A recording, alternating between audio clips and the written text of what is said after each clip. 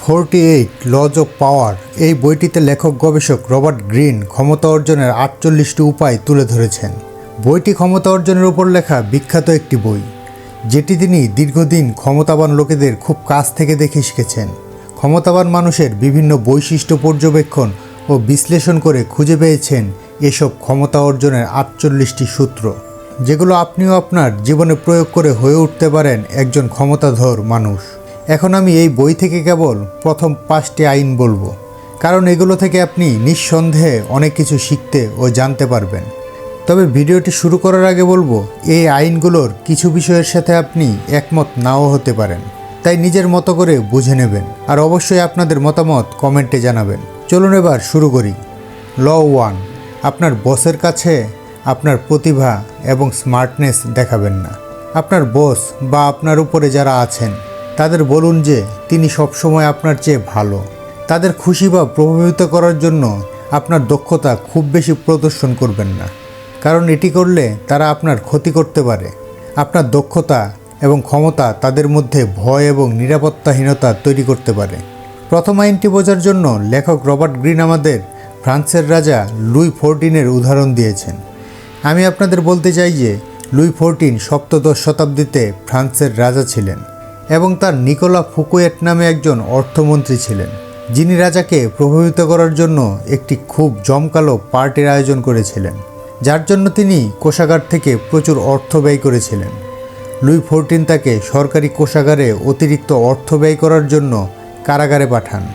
রাজাকে প্রভাবিত করার কারণে নিকোলা ফুকেটকে তার বাকি জীবন কারাগারেই কাটাতে হয়েছিল।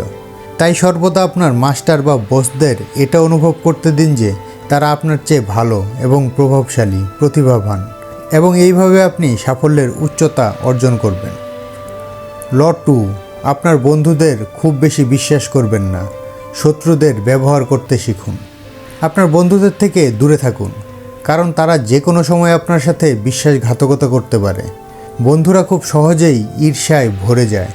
আপনার উন্নতি দেখলে তারা খারাপ হতে পারে, আবার অত্যাচারীও হতে পারে। বাইজেন্টাইন সাম্রাজ্যের রাজা মাইকেল তৃতীয় বেসিলিয়াসের দ্বারা মৃত্যুর হাত থেকে রক্ষা পেয়েছিলেন। বিনিময়ে মাইকেল বেসিলিয়াসকে অনেক উপহার এবং অর্থ করে দিয়েছিলেন। বেসিলিয়াসের শক্তি ও সাহসিকতা দেখে রাজা মাইকেল খুবই মুগ্ধ হন এবং তিনি বেসিলিয়াসকে ঘোড়ার প্রশিক্ষক থেকে আস্তাবলের প্রধান বানিয়ে দিয়েছিলেন। বেসিলিয়াসকে বাইজেন্টাইনের সেরা স্কুলে প্রশিক্ষণ দেওয়া হয়েছিল এবং তাকে একজন সভ্য ও শিক্ষিত মানুষ হিসেবে গড়ে তোলা হয়েছিল। কিন্তু বেসিলিয়াস আরও কর্তৃত্ব এবং ক্ষমতা চেয়েছিলেন, তাই তিনি মাইকেলকে হত্যা পর্যন্ত করেছিলেন। আসলে আপনার শত্রুদের চেয়ে আপনার বন্ধুদেরকে বেশি ভয় পেতে হবে। কাউকে বিশ্বাস করার আগে 100 বার ভাবুন, কারণ মানুষ স্বার্থপর এবং সবসময় কিছু না কিছু চায়। বরং আপনার পুরনো প্রতিযোগী এবং শত্রুরা আপনার বন্ধুর চেয়ে অনেক ভালো। ল 3, আপনার উদ্দেশ্য লুকান। আপনার কাজের পেছনে উদ্দেশ্য কী তা কাউকে বলবেন না। আপনার উদ্দেশ্য সবসময় মানুষের কাছ থেকে গোপন রাখা উচিত।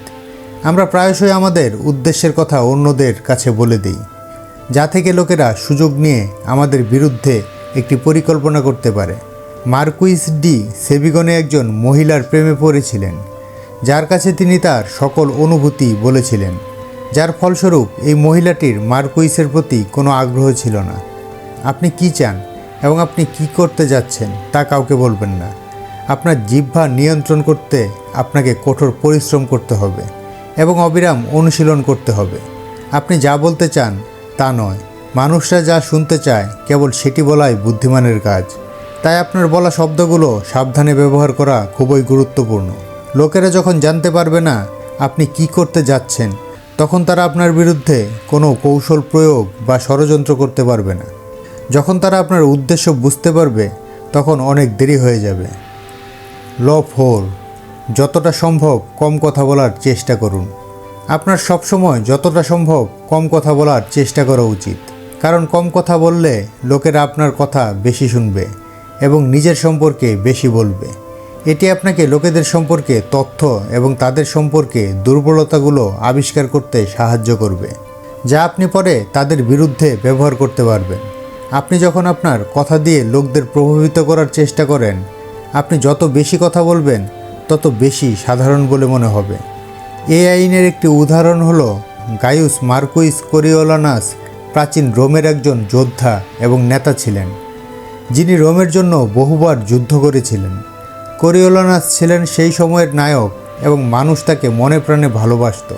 মার্কুইস কোরিওলানাস 17 বছর সামরিক বাহিনীতে চাকরি করার পর রাজনীতিতে প্রবেশ করেন। সে সময় রোমে গণতন্ত্র ছিল এবং তিনি নির্বাচনে প্রতিদ্বন্দ্বিতা করার জন্য প্রস্তুতি নিচ্ছিলেন। নিজের সাহসিকতা ও দেশপ্রেম দেখানোর জন্য তিনি বক্তৃতায় প্রচুর কথা এবং যুদ্ধের গল্প বলতেন। এটি জনগণকে অনেক মুগ্ধ করেছিল। কিন্তু নির্বাচনের দিন লোকেরা তাকে অনেক বড় বড় লোকেদের সাথে দেখেছিল। তিনি সাধারণ মানুষকে উপেক্ষা করেছিলেন এবং তার প্রতিদ্বন্দ্বীদের নিয়ে নিন্দা করেছিলেন, যার কারণে তিনি খুব বেশি ভোট পাননি।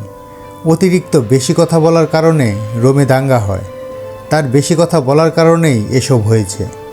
এগুলো বেশি কথা বলার অপকারিতা, তাই আমাদের উচিত বেশি কথা বলা থেকে বিরত থাকা।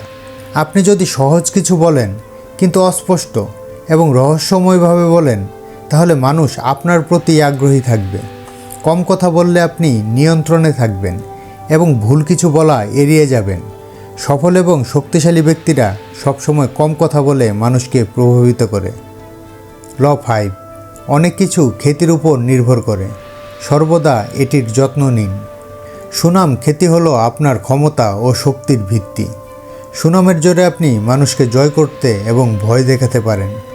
দ্বিতীয় বিশ্বযুদ্ধের সময় এরউইন রোমেল তার ভালো বন্দুক চালানোর দক্ষতার জন্য পরিচিত ছিলেন, যার কারণে শত্রুরা তার মুখোমুখি হতে ভয় পেত এবং যুদ্ধ করার আগেই হতাশ হয়ে পড়ত। আপনার খ্যাতি আপনার সামনে আগে চলে আসে, মানে লোকেরা আপনাকে আপনার খ্যাতি দ্বারা চেনে। প্রাথমিকভাবে আপনাকে যে কোনো ক্ষেত্রে সুনাম তৈরি করতে কঠোর পরিশ্রম করতে হবে। এটি আপনাকে অন্যদের থেকে আলাদা করে তুলবে এবং লোকেরা আপনার সম্পর্কে কথা বলবে। এটি সাবধানে তৈরি করুন এবং সর্বদা এটি সংরক্ষণ করুন, বিশেষ করে যখন আপনি প্রথমবারের মতো আপনার খ্যাতি তৈরি করছেন, কারণ আপনার প্রতিদ্বন্দ্বী এবং আপনার প্রতি ঈর্ষান্বিত লোকেরা আপনার খ্যাতি নষ্ট করার জন্য যে কোনো কিছু করতে প্রস্তুত থাকবে। তো এই ছিল প্রথম 5টি ল। তো ভিডিওটি ভালো লাগলে লাইক ও শেয়ার অবশ্যই করুন, আর এমনই সব নতুন নতুন ভিডিও পেতে চ্যানেলটিকে সাবস্ক্রাইব করে আমাদের পাশেই থাকুন। আপনাদের সাথে আবার দেখা হচ্ছে পরের ভিডিওতে।